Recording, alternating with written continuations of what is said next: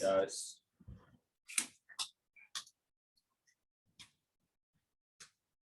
Cool. Yeah, we're a lean group tonight. That's all right.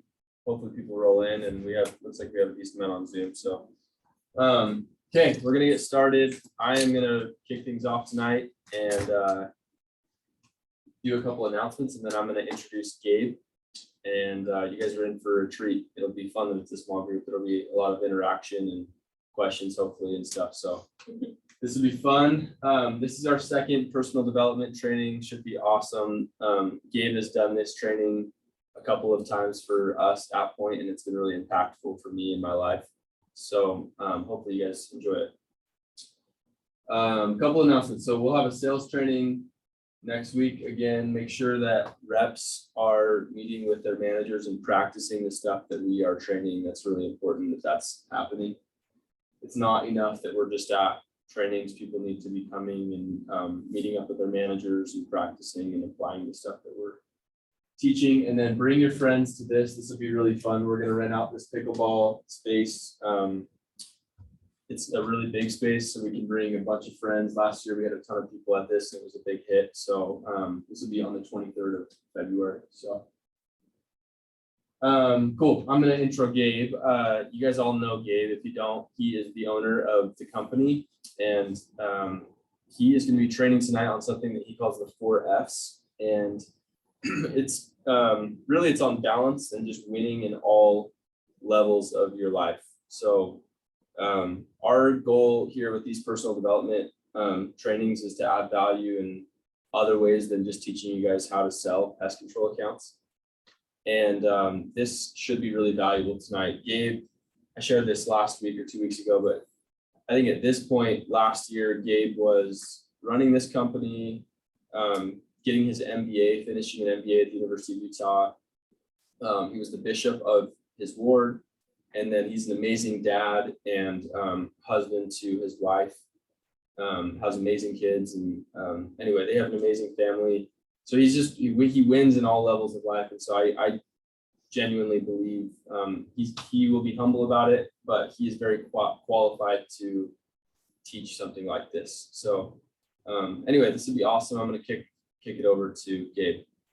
So let's give Gabe a hand. Thank you.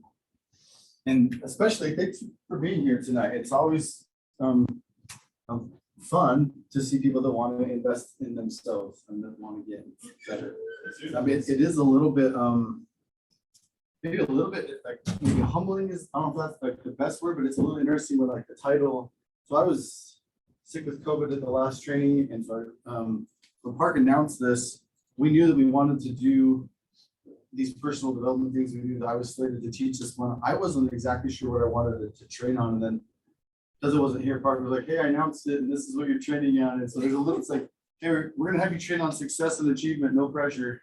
So I appreciate that introduction, but it's a little bit presumptuous maybe to be like, hey, this is how you do it, right? So this is a topic that I'm really passionate about.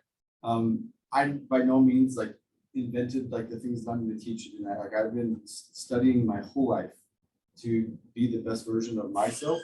This training is going to be a little bit on a personal level. I'm going to tell you what's worked for me. And a lot of what we're going to talk about is duplicatable.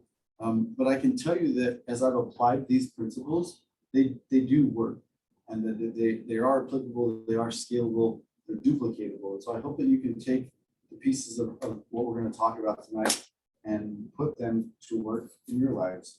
Obviously, as a sales organization, our goal is, normally when we're doing trainings, it's to help you become the best salespeople that you can be. But I really believe that how you do one thing is how you do everything. But if you're achieving at a high level in certain areas of your life, that can't help but bleed over into other parts of your life. And so ultimately, yes, we want you to be great salespeople, but what we really want is for you to be great people. And I hope that tonight will help in that process of you becoming the best version possible of you. So want to talk just a little bit about, I love this quote by Mark Twain. The two most important days of your life are the day that you were born and the day that you discover the reason why. And so there's a lot of power in knowing your personal purpose. And when you know your purpose, it allows you to start to live on purpose. So I want you to think about maybe why do you do the things that you do? So as you're thinking about that question, there's an activity or a process that's called 7 layers deep that I'm a really big fan of. And in essence, you're gonna like drill down 7 times. So if it's like, why are you here tonight? Anyone willing to like speak up, and this is a small group so we can make this interactive. Why are you here tonight? I want to learn how to control my life better. Yeah, like I be in love it. control of my surroundings at all times. Like why I'm in the place, who's interacting with me. So you want better control of you. Why? We're gonna play 7 layers. Well, one, I think because I want to be successful, right? So I want to have control in situations where I'm going to build a real business or an opportunity that way. I also want to be able to like govern a family and also just, I don't know, but that's an excellent question. But I think those 2 are big ones for me. Cool. So if I'm following this right, so you came here to learn how to develop some maybe new skills that develop some control over yourself, which then will give you maybe greater control or influence over life. And that's important to you because you want to be successful. Why? Why do I want to be Yeah, successful? why do you want to be successful? Why is that important to you? So I think for 2 things, kind of in like my upbringing a little bit, I saw a lot of like, I love my parents to death. My parents are amazing people and they raised me really, really well, but they aren't financially stable whatsoever, right? So it was a lot of me always making sure to help them out, or like in high school helping them financially and stuff. And so I want opportunities for my kids not to have to stress about my financial well-being, and then they can learn to develop skills to help themselves in the future. So I want to be successful for my family, but also I want to prove people wrong. So those are my 2 things. I love that. Yeah. So you get the point. I'm not gonna, thank you. Yeah. We're not gonna go. Now, I would invite you to go 7, because that was 3. It's hard. So Yeah. you can see that as you start to really drill down on like, why do you do what you do? That you're gonna really start to find out like what drives you. What is your purpose? And why? And so like for me, like I've been through this exercise, and through that exercise and others, like I can tell you that like my personal mission statement is to build, to create, and serve with people that I love. And so that's the litmus test for everything that I do in my life. Is what I'm doing, is what I'm doing in alignment with that purpose, with that mission? And if it's not, why am I doing it? Can you see the power in having that purpose? If you really know what you're about, if you understand the reason why you're here, and you've got some clarity as to what it is that you're about, what your purpose is, now you can really start to live purposefully. So I invite you to figure that out. What is your purpose? Again, for me, like I'm passionate. It gets me up every day. I love developing people. I love building businesses. I love building relationships. I love people. And so those things wake me up, right? I love creating opportunities. I love creating wealth. I love serving my family. I love serving the people that, like, as a servant leader that I work with in my organizations that I'm involved in. I like serving in my community. Those are things that are really important to me. And so I can look at how I'm spending my day, and I find that if I start to feel less fulfilled, or maybe if I'm not getting up as passionately as I would like to be or should be, that's like the big red flag that says I'm out of alignment with my purpose, and I need to reevaluate how I'm spending my time. So there's power in discovering your purpose. And so I hope that you'll take notes on this tonight, because I'm going to give you just maybe some tips on, we're not going to take the time for you to like dive 7 layers deep tonight or to really discover this, but I encourage you to maybe evaluate what it is that you do with your time and think about why are you doing it? Are you just going through the motions because that's what you're supposed to do or because that's what everybody else does? Are you intentional about your day? Are you being intentional about your life? And so my first challenge for you today is really figure out what is your purpose and what are you about? One other thing that I would like to share as far as we talk about this idea of purpose, I believe that each of us, so each of you have an individual reason why you were born into this earth. There's things that you need to do, but in that individual mission that you have individually, I think we all have a higher purpose to expand who we are.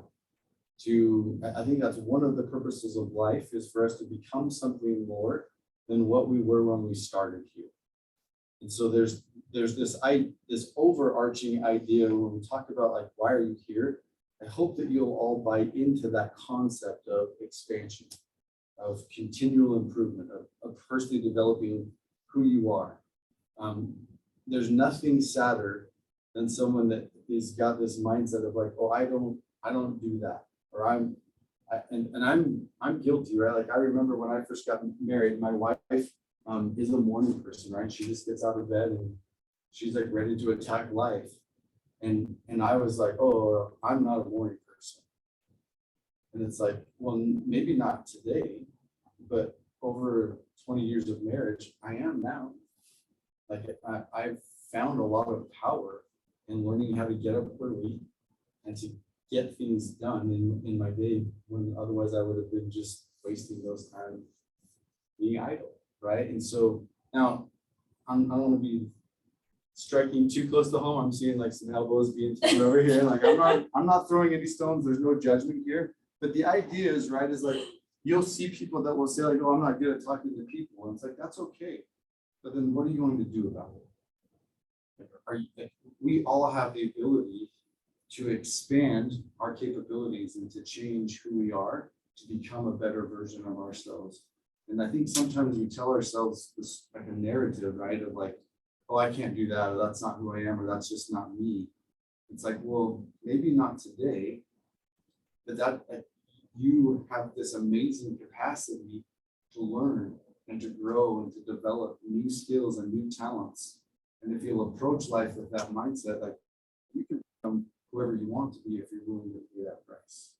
And so again, I love, it's one of the things I love about our organization is to see guys that come in and that maybe aren't natural born sales guys, that aren't great with people, and then they pay a price to learn those skills and they become that. And who they were at the beginning of a summer is so different from who they are at the end, and in confidence and in communication skills.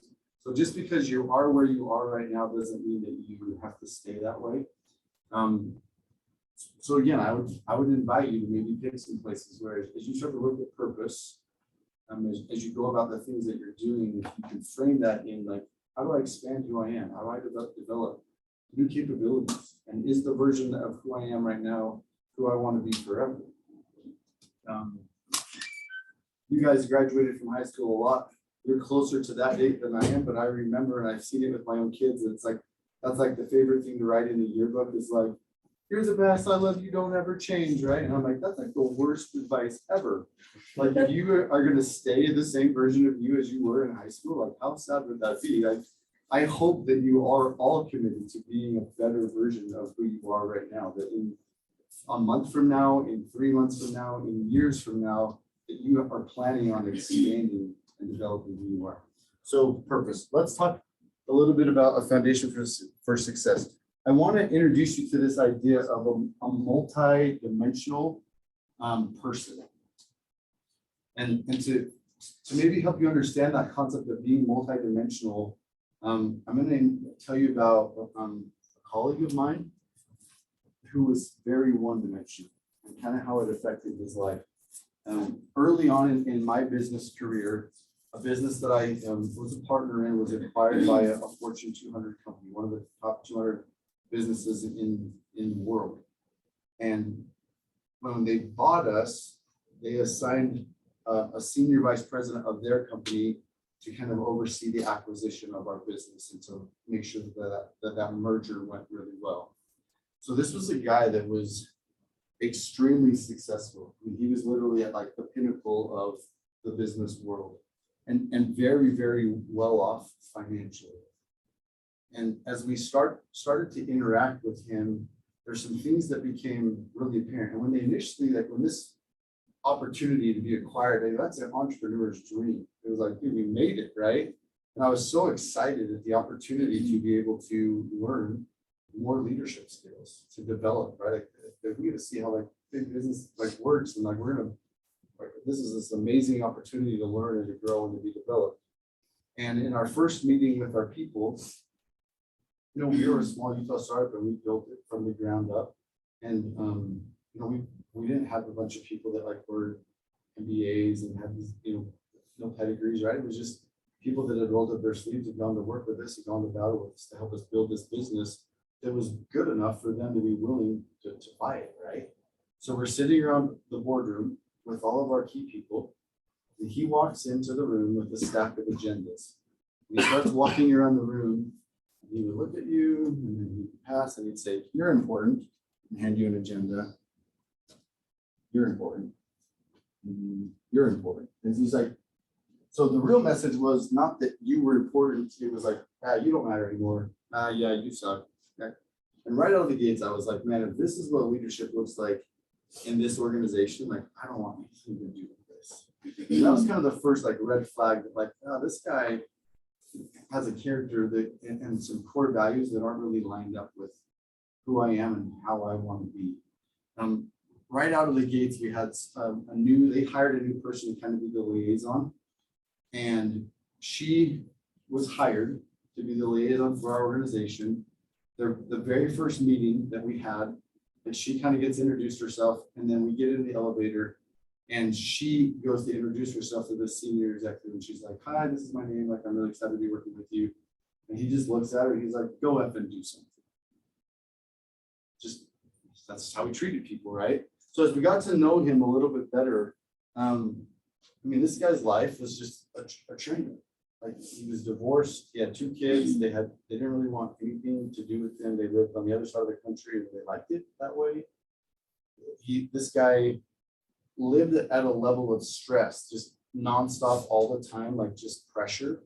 He was literally going blind because his body was just like breaking down from like the level of like stress that he constantly lived at. And so I'm going to introduce you to this idea of these 4 F's, these foundations for success that I have found to be very effective as far as living this multidimensional life. So this executive was winning on the financial side of things. He was amazing at business. He was at the pinnacle of American success in business, and he had 0 relationship with God, no belief system or core value structure that gave him a good moral compass and how he did business and how he interacted with people, no relationship with his family, and his health was failing. And I remember thinking very clearly, like, if that's the price that has to be paid to be successful in business or to make it, right? I'm not interested in paying that price. It's not worth it to me to sacrifice my relationship with God, my relationship with my family, and my health to have that. Now, the good news is, like, the message of tonight is that is not the price. But too often in the world, you'll find people that are one-dimensional, that will say like, hey man, if you want to win a business, you got to go in, all in, and everything else needs to get put on hold. And that needs to be your focus, right? Or you'll find people that will say, money's bad and you shouldn't like chase it. And like, if you do, then you're not a spiritual person. You're not a good person. And so, I don't want to win at life because I'm spiritual. And they'll use their spirituality as an excuse not to be successful or to achieve things. Down at the Vasa, just right down the street, you'll see guys that are really, really good at fitness, and that's it.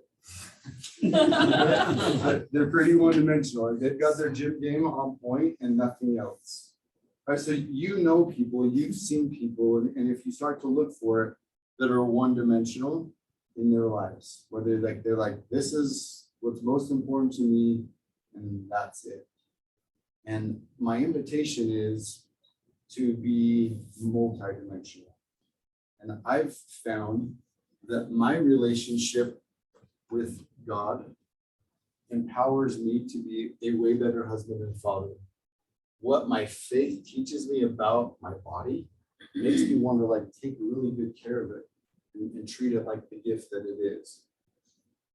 Because I'm living incongruent with my truth, because of my relationship with my family, because I'm taking good care of my body, my ability to win at business has been magnified, not diminished. So rather than this idea of like, you have to pick one and that's the only thing you can be, my message is that if you'll be multidimensional in these foundations, you're going to be better at life in all areas. Because I'm winning financially, that's opened up opportunities for me to serve and to develop my faith and to contribute to a cause that I believe passionately in. Like, because I've won a business, I have the time and resources to invest in my family. That's been a really important why for me. I would say that because I have a really good relationship with my wife and kids, that's been one of the most important factors in my ability to win at business. So hopefully you can start to see how those four boxes start to feed each other. Does that idea make sense? So I just want to share just a couple thoughts on each one of these foundations. So the first one is faith, and there is power in living what you believe. And this isn't Sunday school, and so I don't really care. Like it doesn't matter. Like even if you're religious or what religion you are, what matters is that whatever core value system that you subscribe to, whatever your belief system is that you say, this is who I am, this is what I believe in, that you're intentional about, that you're doing things on a regular basis to cultivate that faith, that belief, to tie in to whatever those core values are. And then ultimately, like the real question is, if you have a set of core values that you subscribe to, are you living incongruent with it? Said another way is like, if you say that you believe this, but you are doing this, then you're out of alignment. But when those two things are lined up, there's power. That will build confidence and credibility and allow you to be a way better version of yourself than you would be if you're like, yeah, this is what I believe, but I'm doing this.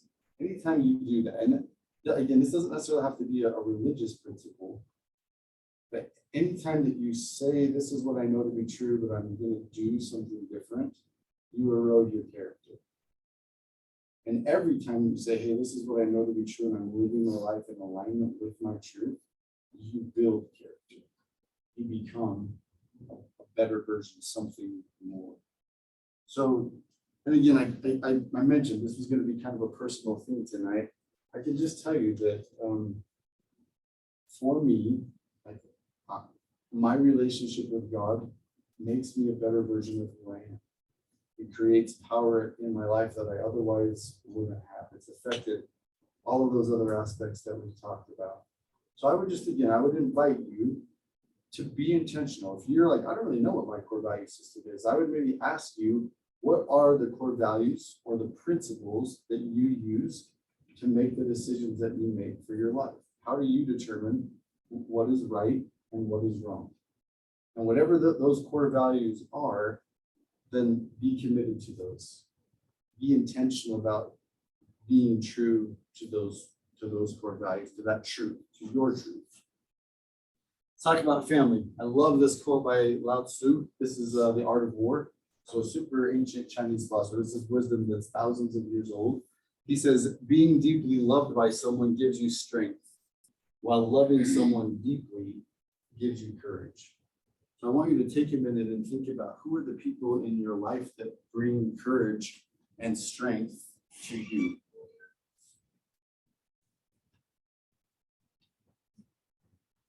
Maybe it's a spouse, maybe it's parents or a sibling, maybe it's a roommate or just a really close friend. But those relationships in life are important. I think they really what bring meaning to life. But having those kind of relationships, they don't happen automatically. When you love and are loved deeply, it's because you're investing in those relationships. And especially as you start to take on more responsibility and you really strive to live multidimensionally, it's really easy to let life get in the way of relationships. It's easy to get busy and to get focused on other things, and to get pulled from those people that matter most. So knowing that, it's important to be, again, intentional, that you make deposits, that you make investments into that relationship, that you identify who are the people that matter most, and then by your actions, you do things so that they know it. Does that concept ring true? Does that make sense? Okay, one last just truth that I want to share as far as family goes. When you take from your own life and you give to others, you become more full. That fullness and that wholeness affects your confidence, your clarity, your courage, and your ability to create. So as you invest in those relationships, as you give of yourself to those people that you love and that matter most, it changes who you are and how you are. And it expands your ability to be able to go win in all areas of your life. Okay, let's talk about fitness. So the reality of it is for you to accomplish anything in life, you're going to need your body. It's just how it works, right? When you think about anything that you want to accomplish, your body is a really important tool to getting those things done. And the question that I have for you right now is your body a weapon to go and achieve, or is it an obstacle to the things that you're trying to accomplish? And you have the advantage right now of being young. And so you can eat whatever you want, and you can totally abuse your body by not getting enough sleep, and like you can trash your biology and still function decently well. But my question, and speaking as someone who's way past being anything but you're called young, right? Is what you're doing sustainable? And are you weaponizing your body to be able to go accomplish the goals that you have for yourself? Or are you setting your body up to be an obstacle to achievement? And so, I mean, this manifests really easy in a summer cell setting, right? Because we'll have, and I'm not going to name, but last year I had a rep and it was like, dude, like prime time's the worst. And I'm like, what are you talking about? Like prime time's, like we call it prime time for a reason, right? It's like the best time to sell it to everyone's home. This is when you should really be winning, right? I'm like, what's going on? He's like, I'm just out of gas. And I'm like, well, when's the last time that you ate something? And he was like, breakfast. And I'm like, bro, like you've been walking around for like 6 hours straight talking to people, like you are out of gas, literally, like out of fuel. Like there's, right, if sales is the transfer of energy, you don't have anything to transfer right now. And so you need to be intentional about like your biology. Like, why don't you start packing a power bar? Or like, why don't you take a little like power break and refuel so that you're ready for prime time, right? Well, that's an example that's kind of like duh, right? But the reality of it is that's true for all parts of your life. And I would invite you to take the long game approach when it comes to your body. That this is a tool or a weapon that you need to be guarding and sharpening and taking care of, so that for the long haul, you have the capacity to go create value, so that you can fulfill whatever it is your purpose is, right? Sad to see people that have taken their bodies for granted, that haven't taken good care of them, and then because of that, aren't able to go do the things that they're passionate about, or they can't create, they can't build, they can't serve because they're broken, whether that's physically or mentally. So again, the call is be intentional about what you're doing. For me, it's I kind of break this box into what am I putting into my body so that I can go put out when it comes to actually getting things done. And so built into my regular routine is like I'm very intentional about what I eat and when I eat. And I'm very intentional about like I have a workout system that works for me. And I don't care what system it is, right? But you should have something that's allowing you to cultivate health. And whatever you're passionate about, whatever you find that works, like you should be treating your body in a way that allows you to go get things done. Comments or questions on that? Okay, last F is the finances. And I love this from Grant Cardone. He's talking about success in general, but I think this really applies to the financial box that we're talking about. Success provides confidence, security, a sense of comfort, the ability to contribute at a greater level, and hope and leadership for others in terms of what is possible. Without it, you, your group, company, goals, and dreams would cease to survive and thrive.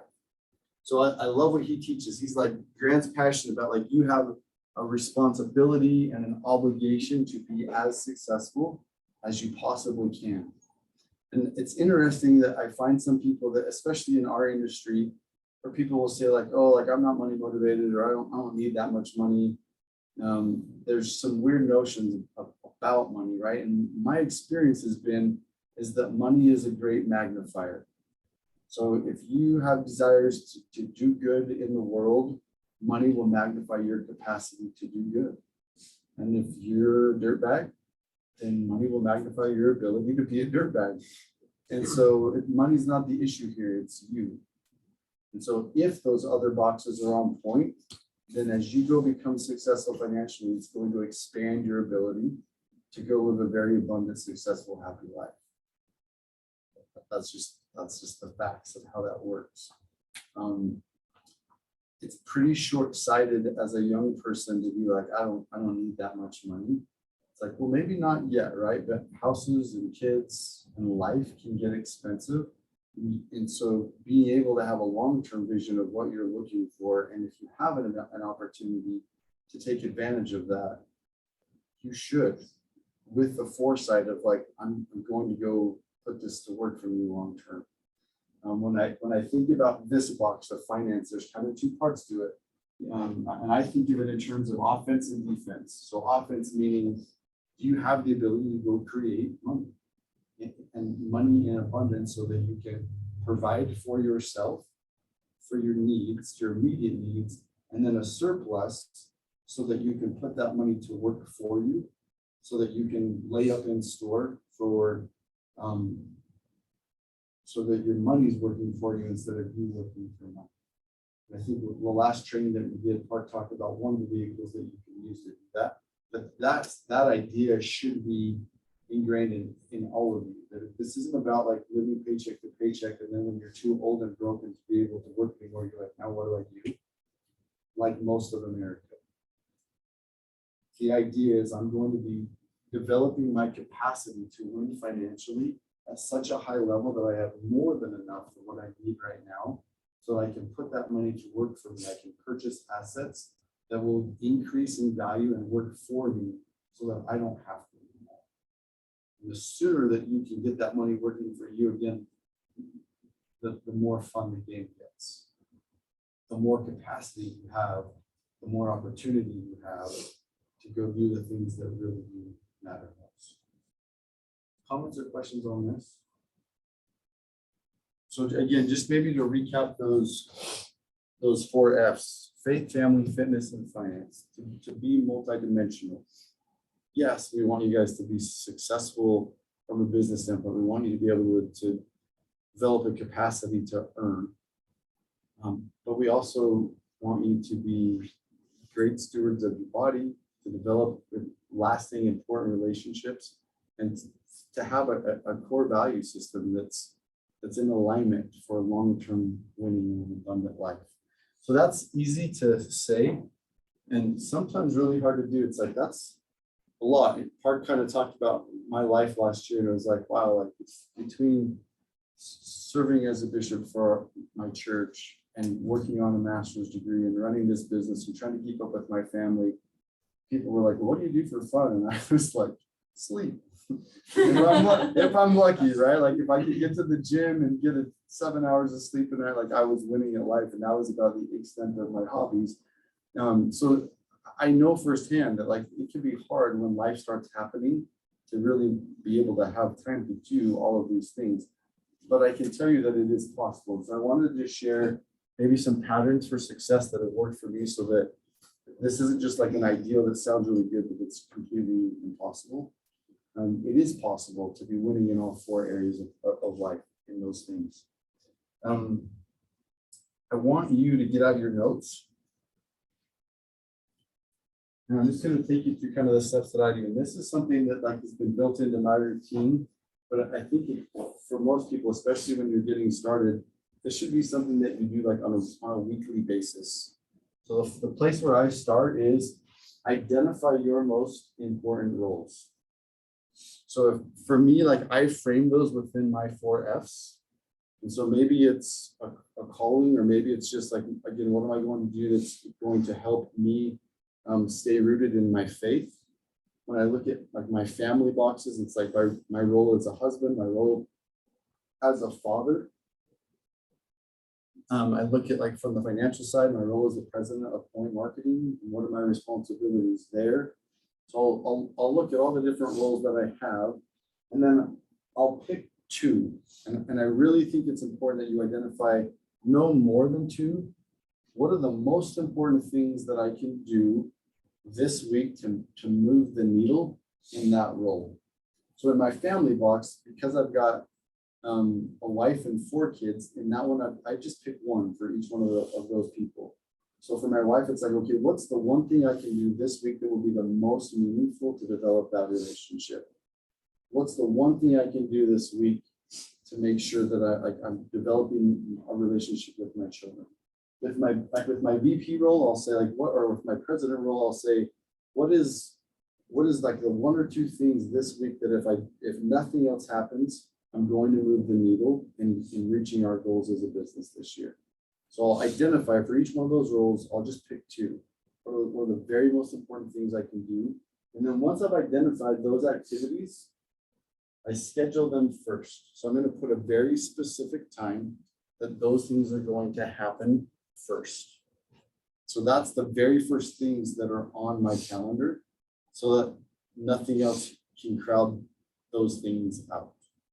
And then what I found over time is that there's a lot of things, I use the phrase like blocks and patterns. So for example, like with my fitness box, like if I have to like figure out when I'm going to the gym every day, I'm expending a lot of energy and a lot of willpower to like if it's the last thing that I put on my list, or it's like, well, when I have time, I'll go, I'll never go. So for me, I know that every morning I'm going to get up, I'm going to take my son to school, and I'm going to go right to the gym every morning. It's like the first thing of my day, and it's built in. I've blocked out that hour every morning, every day. So I just know that that's part of my routine now. So similarly, like I know that Friday night is date night. I have that night blocked out so that nothing crowds it out. So that's the time is blocked. It's every Friday night, and it's a pattern. It repeats every Friday. I've dedicated a specific time for my wife and I. So I use these blocks and patterns. Now, sometimes like when you're looking at what's the 2 most important things that I can do, maybe it's not going to be a pattern. Maybe like it's like, okay, this is just what I'm going to do this week, but I am going to pick a very specific time to do it, so that it's the very first thing that I'm going to do, or that I know for sure that I'm going to have dedicated time to move the needle in all of the most important roles that I'm doing. Does that idea make sense? So I want you to just take a minute and get out your phones and just identify what are the most important roles? What are your key roles that are going to help you accomplish your purpose? And then identify what the 2 activities that you can do in the next 7 days to move the needle on those key roles. So take maybe 5 minutes and see and flesh that out. And then once you have them, every one of you have a calendar on your phone. Calendar, put it into your clock. Put it into your day and make specific time. Create that time now for you to get that activity accomplished. And if there's certain activities that you know you like, hey, that's going to be part of like a routine that I'm going to be doing, that I should be doing every day in order for me to really reach my goal, then you just create a repeat on it, right? Whether that's every day or every other day or once a week, but lock that in so that that's your specific block and pattern. So just take a second to do that.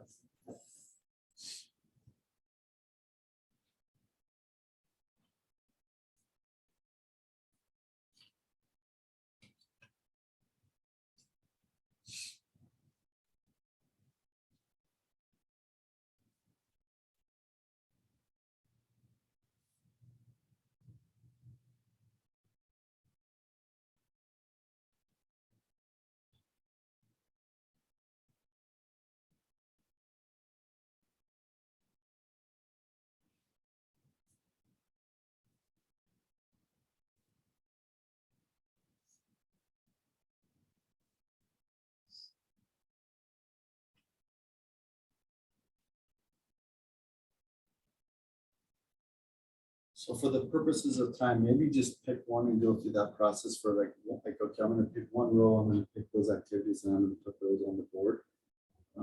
At least so you've been through the process, at least with one of them. And then at your own time, I would invite you do that same thing for all those key roles. Take the time to really be intentional with all of those. As you do that, I want to hear from you guys. I want you to think about when you look at like those key roles, you start to like think about this concept. As you look at 24 hours in a day, how much of your time is actually spent focusing on the things that really matter most? Any guesses? The average person? I mean, yeah, you don't need to like throw yourself under the bus. So yeah, we can just speak generally here. But I mean, I can tell you that even with this system in place, like I waste a lot of time, a lot of my day. And sometimes it's not even like me being unproductive, right? But the reality of it is that life has a way of encroaching on the things that matter most. And so, you know, as calls come in or things start to happen or distractions start to take place, it's really easy to get pulled away from the mission of like, well, this is what I'm really focused on and this is really what matters. But all these other things keep distracting me and keep pulling me away and are urgent, maybe not that important, but they're super urgent and they keep taking up time for me. So can you give me maybe some examples of like, what are the distractions or the things that we spend a lot of time in that aren't really like critical to what we're really trying to accomplish? Social media. Social media. So I'm gonna, if this is a given day, right? So I don't know how much of that is sent in social media, but I bet there's a lot of time spent mindlessly on screen time that's not moving us to the mission, right? What else?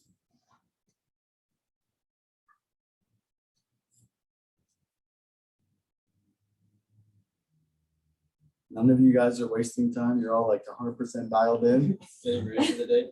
Okay, so just like the routines of necessity, right? It's not a bad thing, but it's just like, I mean, shoot, like even like drive time, right? So I got to get up, I got to brush my teeth. I'm doing these things they're important, right? But they're not really like critical to the mission necessarily. They're important, but there's a lot of time that just gets spent in that kind of routine stuff, right? I kind of was gonna say the same thing. Just kind of like or just like the lack of preparation that kind of like puts you behind. So like it's instead of like getting up on time, it's kind of like the sleeping in. Yeah. Sleep or whatever. And I don't really know how to put that where it's like. I think we've all been there.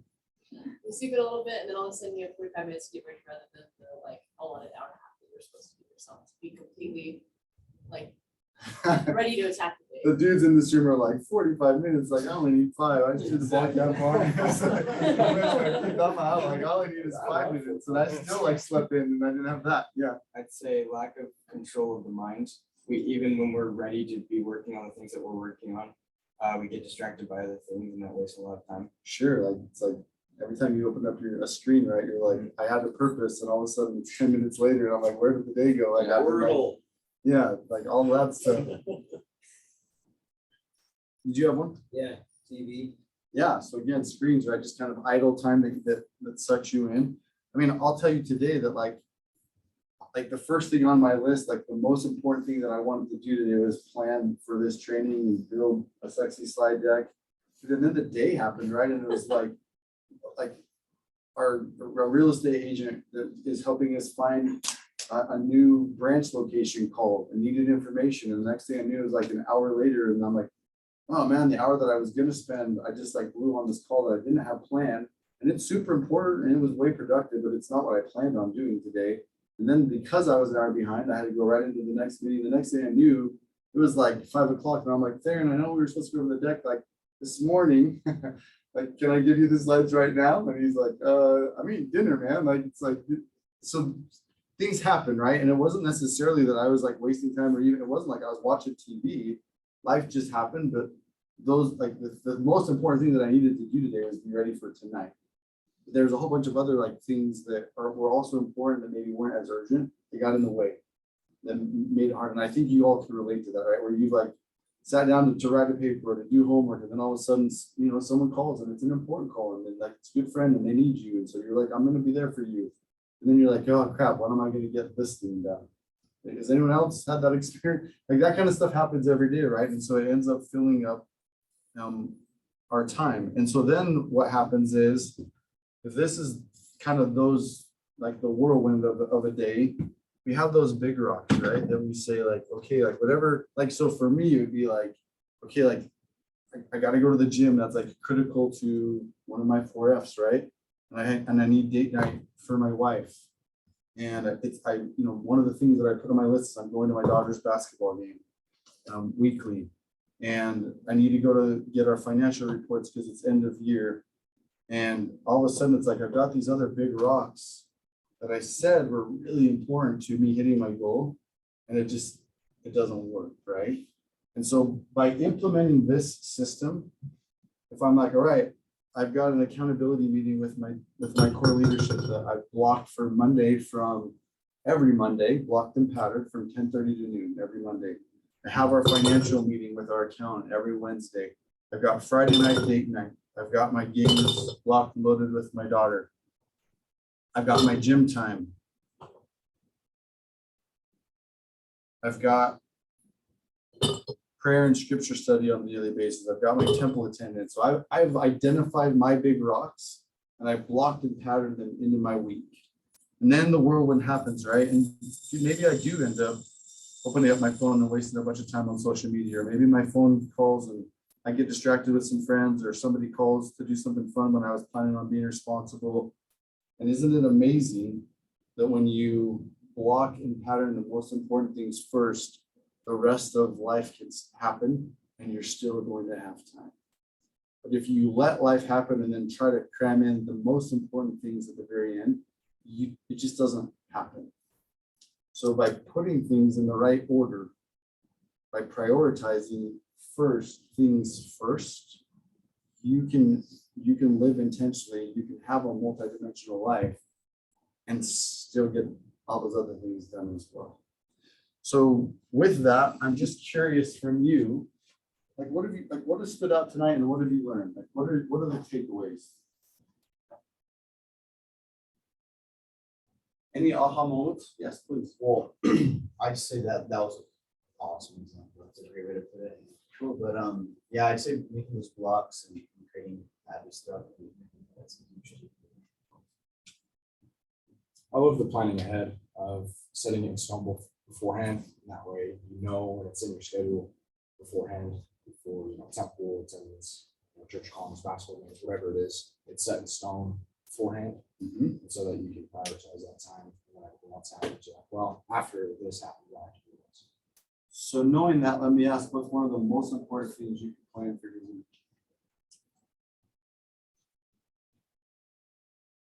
The time to schedule everything. Yes, that's exactly right. So this doesn't work if you're like swinging from the hip, right? Or just trying to like figure it out as you go. It takes a very specific time and place to identify, hey, what are the most important things that I'm trying to accomplish? And what are the most important things I can do to make those things happen? And then taking the time to intentionally schedule those things. And that needs to be, that's like the mission critical for you, like whether that's Sunday night or Monday morning, like you need to have it built into your routine, a specific time and place that you identify those things when you go through these steps. And if you don't do that, this process just doesn't work. Actually, I have a question. Yeah. I don't know, can we do questions? Yeah, please. Okay. How do we kind of mitigate if the roles just feel really murky? Because, I mean, we're pretty young, so it's not like we have a business to take care of. Sure. And it's not like we're formed in our education or anything like that. And I'd say most of us don't have kids. Some of us aren't even married. So Sure. it's like, how do we choose those important roles when everything just kind of feels equal? It's like I'm a student and I do some things on the side, but they all feel about the same. And then at the end of the week, I feel like I haven't accomplished anything. Yeah, that's a really good question. I would say that, Well, I was just actually gonna second that. Like, I was just thinking this last week, I'm like, I remember like working a 9-to-5 job, you know, and like at the end of the day, like doing construction, you can just see this huge progression in the house. Moving 10 guys, you know, you put up 8 walls, you know, you see this huge thing. But with school, you really do like finish the day. You're like, I did 12 assignments, but I feel like I just looked at Peter screen all day. It doesn't feel very good. At least at the end of the summer, we have like money, like you can see it, like, you know, it's like, oh, I sold X amount of accounts, like I just put X in my bank account, you know? But like during the school year, we have nothing so let me ask you, why are you going to school? to get a degree, honestly. Why? I don't plan on using it, I don't know. To learn things, to be well-rounded, to manage my time. Okay, why is that important to you? That sounds like I need to do the 7 layers. Yeah. So I would say that one of the ways that you identify your most important roles is to figure out what your purpose is. To really identify why are you doing what you're doing. And if you're not sure, then you need to either figure out why you're doing it or you need to adjust what you're doing.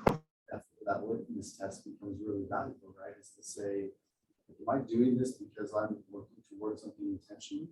Do I have purpose and passion behind this? Or am I just going through the motions because I'm supposed to?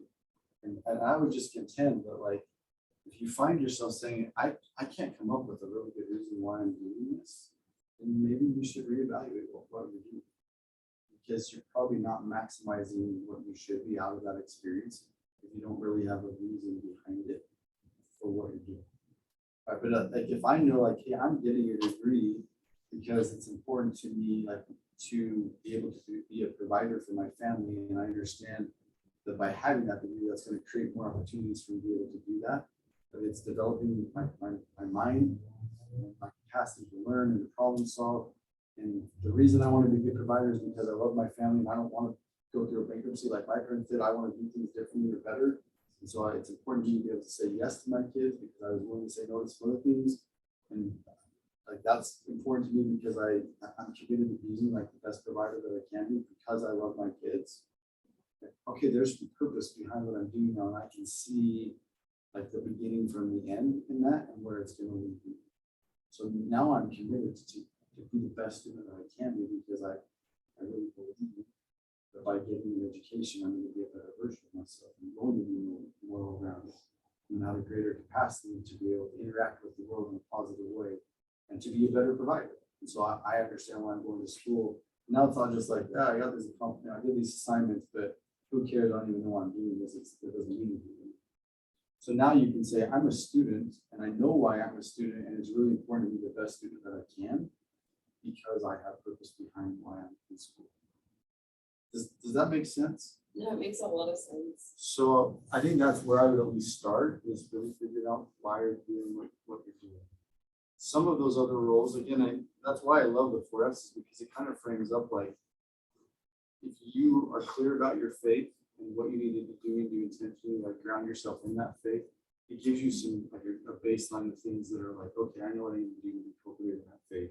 If it's, if you're married, family becomes really easy.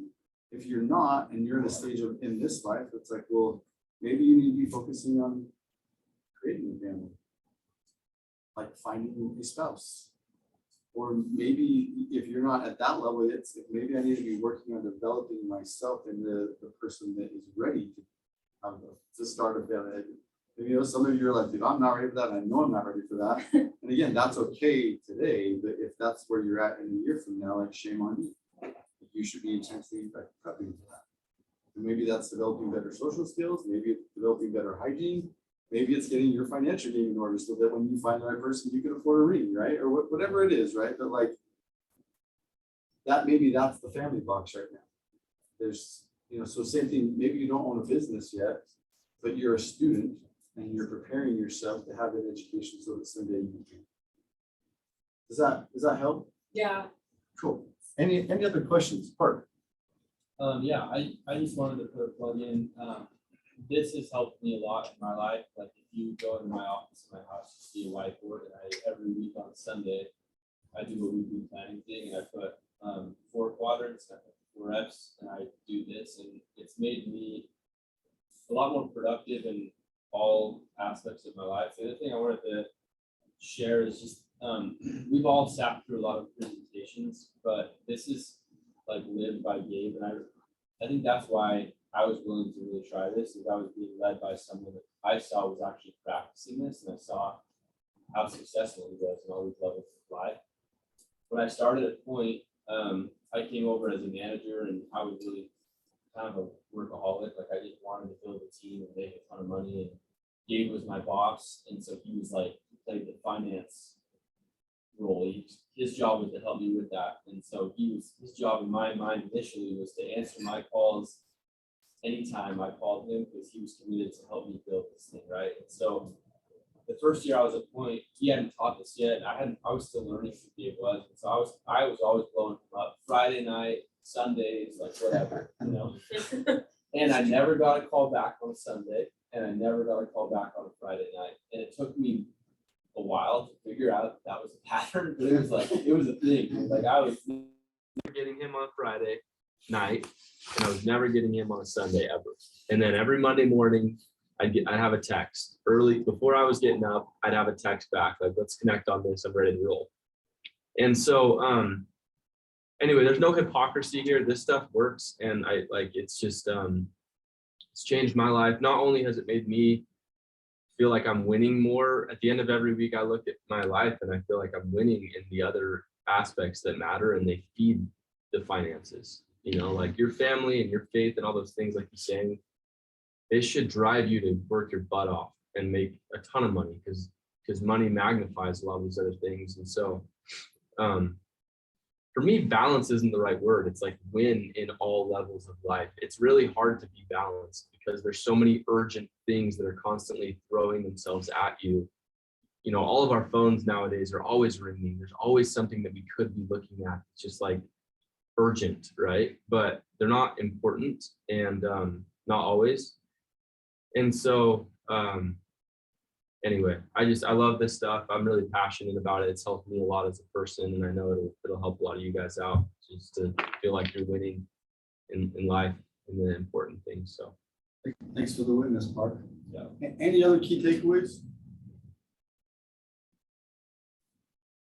I can say at any of the times in my life where the most has been demanded, this is the most visible. Like I feel like maybe during the off seasons of the summer or in high school and things like that, you don't see a difference like visibly. But during the summer or on my mission or different times in my life where a lot has been demanded, you can really visibly see a difference the day of that you practice the 4 F's or any of these things, planning.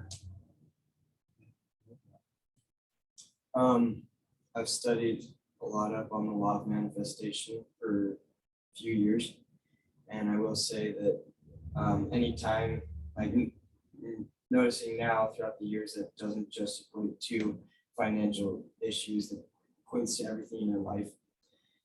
That anytime you operate out of a place of fear, especially in any of the 4 F's, that you won't find success in it.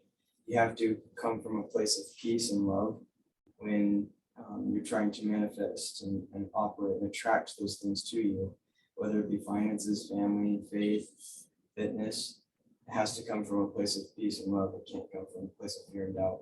Love that. That's great advice. Thank you for sharing that. Any others? And I know that it sounds like, hey, you can have it all. You can have a great family and a great relationship with God, and you can have super fit and be rich and wealthy. And I'm not selling anything. Like, there's no book I'm trying to promote. Like, there's no program or class. Like, but I can tell you that, like, this process works, and that you can be multidimensional, and that if you choose to pay the price, it's not easy. It takes more effort than just picking one, right? Or making excuses or being complacent. It's work, but the work is worth it. If you're willing to do that work, you can have a more abundant, more fulfilling, happier life. And I can just tell you from my own experience that as I've gone into this concept and as I've worked hard to implement this into my life, it works, and that it's worth it. So I appreciate your time tonight. I hope you guys will find your purpose, really identify, like, your personal mission statement, figure out what it is that you're here for. And then in that framework, identify, like, how do you expand your capacity to do those things? Because if you're going to do it, man, make as big of a splash as you can. And then, this is the foundations that have worked for me. I know that they work. There's power in living what you believe. I know how I feel when I'm not in alignment with my truth, and it's not a good feeling. And when I'm on point and I'm living my truth, man, I feel powerful. I feel good. I have a greater capacity to go get things done. When I'm right with my wife, man, there's nothing. I can walk through brick walls and slay dragons, and it doesn't matter what else is going on in the world. Like, I can do amazing things, right? But the flip side is that when we're not good, it doesn't matter how good anything else is. Like, it's just like it is not a healthy, happy place, right?